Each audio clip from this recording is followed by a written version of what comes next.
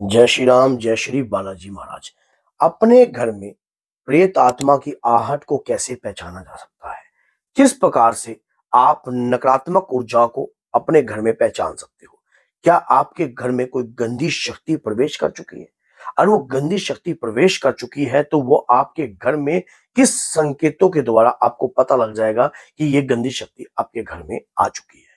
तो आज की जानकारी आपके लिए बहुत ज्यादा महत्वपूर्ण है, क्योंकि संसार में अधिक से ज्यादा जो नकारात्मकताएं शरीर पर लग जाती हैं, फिर हमें पता नहीं लगता और धीरे धीरे हमारे घर में एक उपज उत्पन्न हो जाती है। धीरे धीरे हमारे घर में वो बढ़ जाती है और फिर हम जब सारा कुछ बर्बाद हो जाता है उसके बाद हमें पता लगता है। तो गंदी शक्ति घर में प्रवेश कर चुकी है, किन संकेतों से आप पहचान सकते हो, इस वीडियो में आपको सारी जानकारी प्राप्त होगी। और अगर वीडियो अच्छी लगे तो लाइक करना, चैनल को सब्सक्राइब करना और बेल आइकन बटन को दबाना बिल्कुल भी मत भूलना, ताकि आने वाली बेहतरीन से बेहतरीन वीडियो आप तक पहुंच सके। देखिए, नकारात्मकता जब हमारे घर में प्रवेश करती है तो कुछ ऐसी बात नहीं है। जब जैसे ही हमारे घर में अगर कोई मेहमान आता है तो हमें वो पता लगता है कि हम हमारे घर में मेहमान है, और अगर कोई व्यक्ति आता है वो भी पता लगता है। लेकिन कोई गंदी शक्ति आ रही है तो कैसे पता लगता है और कौन व्यक्ति इन चीजों को पहचान सकता है? सबसे पहली बात, वो व्यक्ति शीघ्रता से इन चीजों को पहचान लेता है जो घर में नित्य नियम से रेगुलर अपने देवता, अपने आराध्या की, अपनी देवी की पूजा करता है। और ऐसे व्यक्ति जिसके शरीर के ऊपर कोई सकारात्मकता भाव जो है उत्पन्न हो रहा हो, सकारात्मक ऊर्जा आ रही हो। मान लीजिए आपके घर में लगातार माँ दुर्गा की पूजा होती है, हनुमान जी की पूजा होती है, आप रोज पूजा करते हो, डेली डेली पूजा करते हो, तो वो व्यक्ति इन चीजों को बड़ी शीघ्रता से पहचान लेता है। कैसे पहचानता है? देखिए, जैसा आपके घर में कोई नेगेटिव एनर्जी आती है तो आपके घर में तनाव उत्पन्न हो जाता है।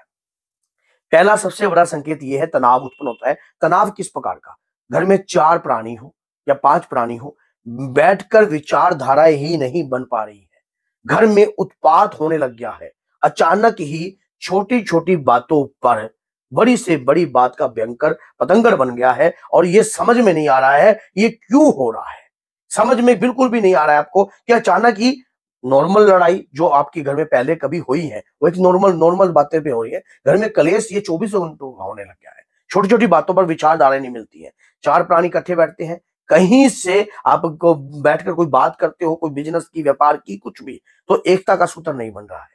तो कोई ना कोई नेगेटिव एनर्जी है ऐसे व्यक्ति के शरीर पर जिसमें अग्नि तत्व की मात्रा अधिक है। दूसरा, क्या होता है कि जब कभी भी कहीं से कोई गुप्त रूप से धन आता है, मान लीजिए कहीं से कोई धन आ रहा है, अच्छा प्रॉफिटेबल आपके पास धन आ रहा है, अचानक की सडनली आपके साथ कुछ ऐसा होने लग गया है कि आपके पैसे जो है ना बीमारियों में लगने लग गए हैं। आप डॉक्टरों पर ही पैसे पूछ रहे हो, और जहां से भी कहीं से 2 पैसे की अर्निंग आती है, कुछ भी आता है, मतलब डॉक्टरों पे। और घर के अंदर अचानक की सडनली कभी कोई बीमार हो रहा है, कभी कोई बीमार हो रहा है, कभी कोई बीमार हो रहा है, और कोई ना कोई जो है घर के अंदर उत्पात मच रहा है अचानक ही। और एकता का सूत्र तो है ही नहीं, कोई चुप नहीं रहता, सामने वाला व्यक्ति कितना भी चुप कराते रहे नहीं रहता घर में। तीसरा, मांगलिक कार्य बंद हो चुके हैं। मांगलिक कार्य किस प्रकार के? जैसे कि घर के अंदर पहले घर के व्यक्ति जो थे, आपका लड़का, आपकी बच्ची, आपकी पुत्री, आपका हस्बैंड पूजा वगैरह कर लेते थे, लेकिन अब ये सब कुछ उल्टा हो गया है। अब कोई भी पूजा करने में जो है इंटरेस्ट नहीं रखता है, कोई भी घर के अंदर ज्योति बाती जलाने में इंटरेस्ट नहीं रखता है, भगवान का नाम लेने में भी इंटरेस्ट नहीं रखता है। एक आधा प्राणी अगर कोई भगवान का नाम घर में ले रहा है तो दूसरे व्यक्ति उसके ऊपर प्रेशर बनाते हैं, उसको कम से कम पूजा भी नहीं करने देते शांति से। तो ये नकारात्मकता घर के अंदर है, गंदी शक्ति का प्रवेश घर में हो चुका है, जो आपकी सकारात्मक ऊर्जा को घर में बढ़ने नहीं दे रही है। वो चाहती है कैसे न कैसे घर में इन चीजों को रोका जाए, कैसे न कैसे घर में पॉजिटिविटी उत्पन्न ना हो पाए, सकारात्मकता उदय ना हो पाए। और ऐसा व्यक्ति, जब कोई पूजा पाठ करने वाला व्यक्ति सलाह देता है, जैसे कि सलाह किस प्रकार की, भाई ऐसा लगता है शायद हमारे ऊपर किसी ने तंत्र कर दिया है या कोई गंदी शक्ति है। देखो, घर में नकारात्मकता 2 प्रकार से प्रवेश करती है, या तो कहीं से चुराए से लग गई, या किसी गंदी जगह से आप आ रहे हो वहां से लग गई, या कुछ ऐसा है, या कोई आपके शरीर, आपकी देह के साथ लग गई है, और या फिर किसी ने तंत्र प्रतिक्रियाएं कर कर आपके घर में चीज को टारगेट के लिए छोड़ा गया है।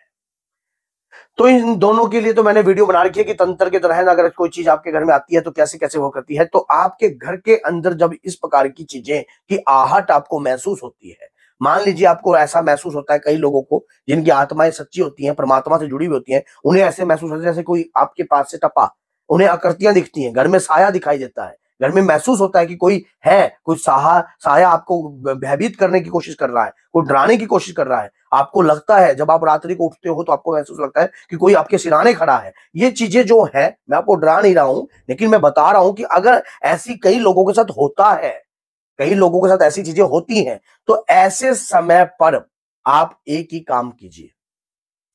घर में नकरा वैसे तो मैंने उपाय का तो मैंने बहुत सारी वीडियो बना रखी है, लेकिन अगर आपको समझ में नहीं आ रहा है तो आप हमारे दरबार से जुड़कर भी अपना कार्यक्रम कर सकते हो। अगर तब भी आपको हमारे दरबार से कैसे जुड़ना है, वो नंबर दे रखा है, नंबर में डिटेल में जानकारी दे रखी है।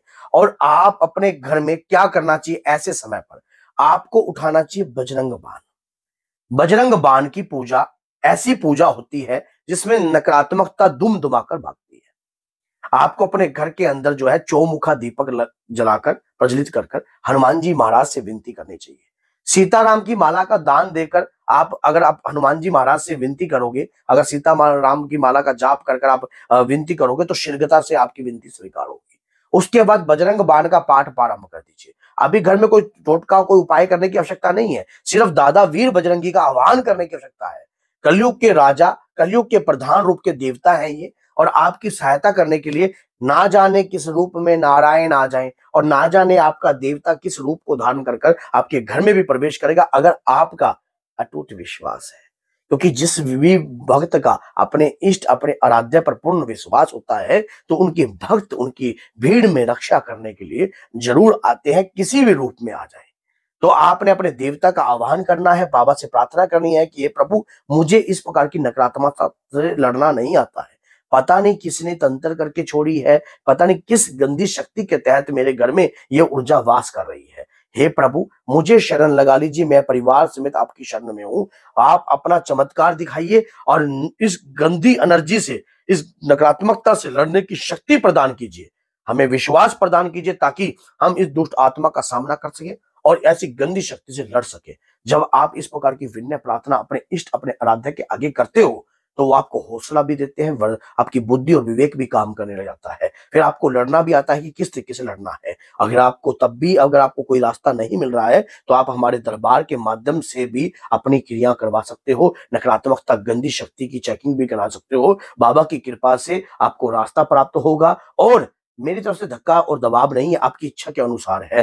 तो अगर वीडियो अच्छी लगे तो लाइक करना, क्या पता किसी भाई का भला हो जाए, और वो क्या पता इस प्रकार की नकारात्मकताओं के कारण वो झुलझ रहा हो। कई लोग ऐसी नकारात्मकताओं की चपेट में आकर अपनी देह का त्याग भी कर देते हैं। कई लोग अपने घर के कलेश के कारण अपने आप का जीवन त्याग देते हैं। कई लोग कर्ज चढ़ने के कारण भी अपनी लाइफ को खराब कर लेते हैं, क्योंकि तंत्र, मंत्र, यंत्र, अगर इन प्रतिक्रियाओं और गंदी शक्तियों के तहत ही व्यक्ति जब मलिन हो जाता है, तो उसकी बुद्धि नहीं रहती, उसकी बुद्धि भ्रष्ट हो जाती है। तो इसीलिए बोलिए जय सीताराम, जय श्री बालाजी महाराज, जय माता दी।